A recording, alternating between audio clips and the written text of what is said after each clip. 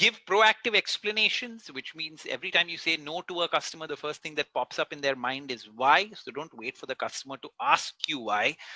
Proactively tell him the facts, rules, regulations as to why you're saying no to him without him asking.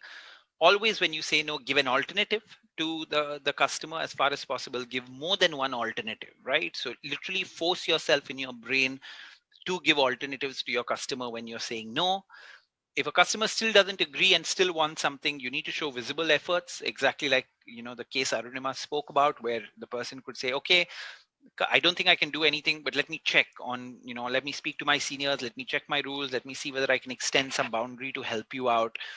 Go back, check. If you can't still do it, proactively call the customer and tell him, hey, I checked, I couldn't do it. So that shows some kind of a visible effort from your side.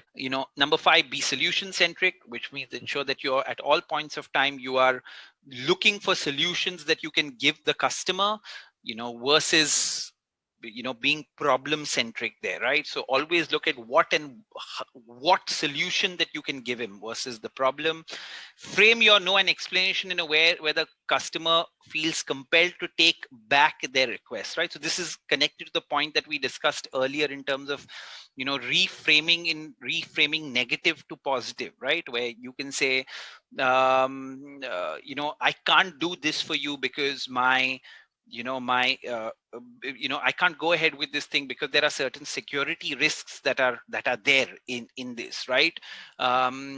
Now the only way I can possibly give it to you is if you give it to me in writing, saying that you're okay with a breach of security that may happen to your account or something like that. If you're okay with that, if you can send me that in writing, I can show it to my boss and consider it, right? And then the person will be like, I can't give something like that in writing to you, right? That I'm okay with the security breach. Then you say, so then it's not going to be possible for me to do it, right? Because there is certain security issues as far as this is concerned, right? So these are smart ways in which you can frame your no and explanation in a way where the person itself feels compelled to take it back, right?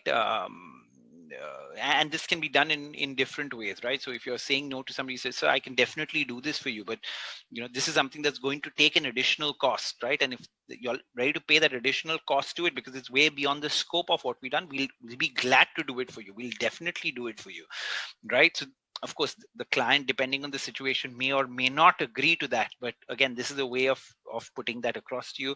And in the end, the polite wall, right? So repeat your message repeatedly until the person understands that you will not change your mind, right? So when certain things that can't be done and yet a customer is pushing for it, you need to just be a polite wall where you say the same thing again and again, where you say, yes sir, I understand, but there's nothing that I can do about it. He says, yeah. You say, yes sir, I totally get it, I know this is trouble for you, but there's genuinely nothing I can do. You say, yes sir, I know that this is difficult, I really wish I could do something, but there's nothing, right? So maintain your polite it's called polite wall because you're supposed to maintain your politeness while talking to you, but you continuously in a way defend that customer request. And if you do that 3 or 4 times, the customer realizes that you genuinely can't do anything about it, right? So just to kind of end this thing, I often, while teaching people this subject, I tell them that, say, the customer has his expectations, you will have your own rules plus boundaries of what you can do, right? And great customer service is about dealing with these two things. You need to know where you can extend these rules and boundaries and kind of meet those customer expectations, right? And when these two things end up meeting midpoint somewhere, that's where good customer service happens, right? Because it's not like you can do anything and everything for the customer. That's not possible for you to do, because you will have your own regulations and boundaries to deal with, right?